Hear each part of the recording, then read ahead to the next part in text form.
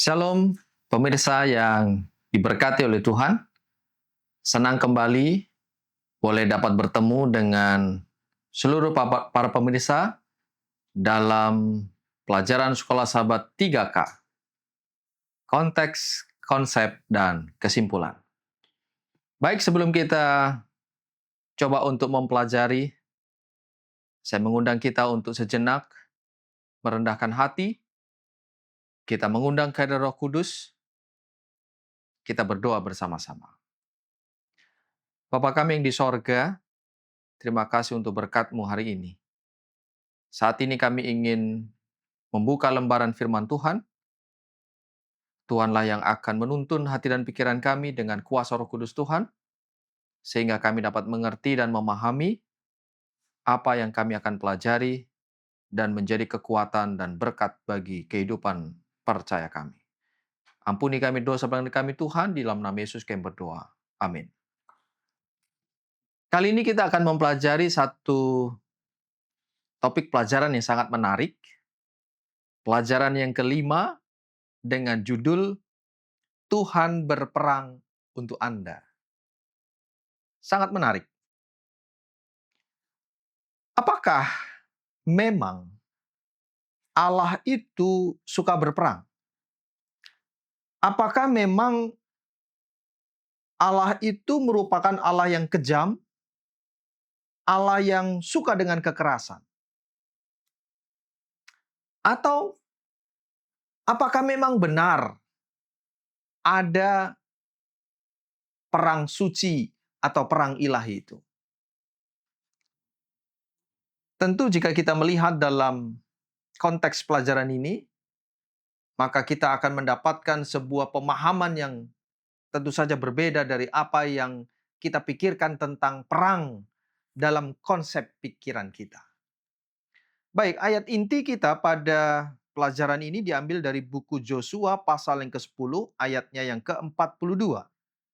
Firman Tuhan berkata, semua raja ini dan negeri mereka telah dikalahkan Josua sekaligus.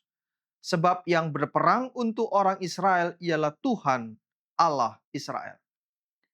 Dari ayat ini kita mendapatkan sebuah gambaran bahwa peperangan yang dilakukan oleh Josua dan orang-orang Israel dalam mengalahkan orang Kanaan itu bukan oleh karena kekuatan mereka, kepiawaian mereka, kehebatan mereka, tetapi ada Allah di balik layar.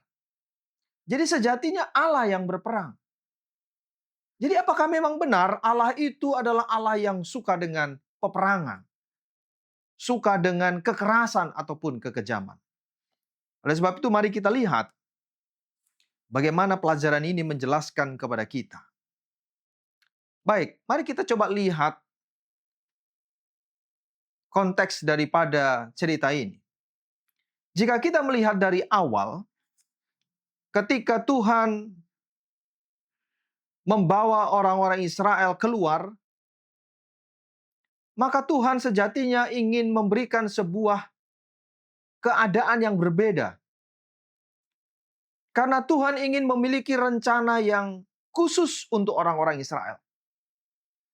Mereka diharapkan menjadi berkat bagi banyak bangsa. Mereka diharapkan menjadi sebuah teladan bagi banyak bangsa.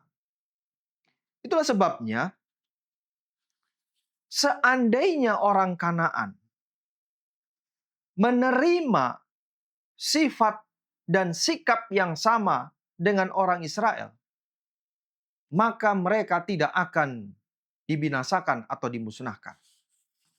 Mari kita lihat konteksnya di dalam buku Imamat pasal yang ke-18, ayatnya yang ke-24 dan 25. Demikian firman Tuhan. Janganlah kamu menajiskan dirimu dengan semuanya itu, sebab dengan semuanya itu bangsa-bangsa yang akan kuhalaukan dari depanmu telah menjadi najis. Negeri itu telah menjadi najis, dan aku telah membalaskan kesalahannya kepadanya, sehingga negeri itu memuntahkan penduduknya. Jelas dalam konteks ayat ini, orang-orang Israel sebelum mereka masuk ke tanah Kanaan, Allah ingin membersihkan tempat di mana orang Israel akan ditempatkan. Allah ingin menjadikan orang Israel itu kudus dan tidak berbaur dengan kenajisan dari orang Kanaan sebelumnya. Memang bagaimana keadaan orang Kanaan? Kalau kita melihat dalam pelajaran kita ini dijelaskan betapa ngerinya kehidupan orang-orang Kanaan. Mereka terlibat dalam prostitusi. Ya. Mereka menganggap prostitusi suci antara dewa dan dewi. Sehingga banyak di antara mereka juga akhirnya mengorbankan anak-anak mereka sebagai korban-korban persembahan. Mereka melakukan perselingkuhan rohani. Mereka melakukan persundalan rohani. Sehingga itulah yang tidak dikehendaki oleh Tuhan. Bukan berarti Tuhan itu tidak memberi kesempatan kepada orang-orang Kanaan. Dalam pelajaran kita sangat jelas menyatakan itu kepada kita. Bahwa Tuhan telah memberikan kesempatan. Dalam pelajaran kita katakan, jadi pemusnahan bangsa Kanaan bukanlah sesuatu yang muncul begitu saja. Sesuatu yang muncul setelah keputusan Allah untuk memberikan tanah Kanaan kepada bangsa Israel. Penduduk Kanaan diberikan masa percobaan, sebuah masa belas kasihan tambahan, di mana mereka memiliki kesempatan untuk menemukan Tuhan dan karakternya melalui kesaksian para bapa leluhur yang hidup di antara mereka. Mereka memiliki kesempatan itu, tetapi ternyata mereka menyia-nyiakannya dan terus melakukan perbuatan-perbuatan mereka yang mengerikan sampai akhirnya Tuhan menghentikan mereka. Jelas, konteks di dalam pelajaran kita ini bukan perang yang seperti kita bayangkan terjadi peperangan di era sekarang ini. Konsep Tuhan jelas. Bahwa bukan berarti Tuhan itu identik dengan kekerasan atau kekejaman, tidak. Tetapi pelajaran ini menunjukkan kepada kita bahwa Allah ingin menunjukkan karakternya. Allah yang penuh dengan kasih, Allah yang penuh dengan keadilan, Allah yang penuh dengan kesabaran. Konflik ini tentunya berkaitan dengan pelajaran-pelajaran sebelumnya. Konflik antara kejahatan dan kebaikan. Di mana manusia diharapkan untuk memiliki tujuan yang jelas di mana mereka berpihak. Dan ketika kita berada di pihak Tuhan, maka Tuhan berada di balik layar, akan berperang untuk kita, sehingga memberikan kepada kita area yang nyaman dalam kehidupan ini. Pemirsa yang diberkati oleh Tuhan. Jadi peperangan ini bukanlah peperangan tentang kesombongan orang Israel, bukan peperangan tentang perebutan kekuasaan atau wilayah, tetapi ini adalah perang yang Tuhan bentuk menjadi sebuah peringatan kepada kita. Sesungguhnya ini adalah perang ideologi di mana kita berpihak di kejahatan atau di kebaikan. Pelajaran kita katakan, perang suci pada budaya masyarakat Kanaan adalah untuk menghindari kontaminasi. Israel harus menghancurkan semua elemen yang menyebarkan kerusakan. Jadi penghancuran itu adalah penghancuran total supaya manusia atau orang-orang Israel yang akan masuk ke Kanaan itu tidak terkontaminasi.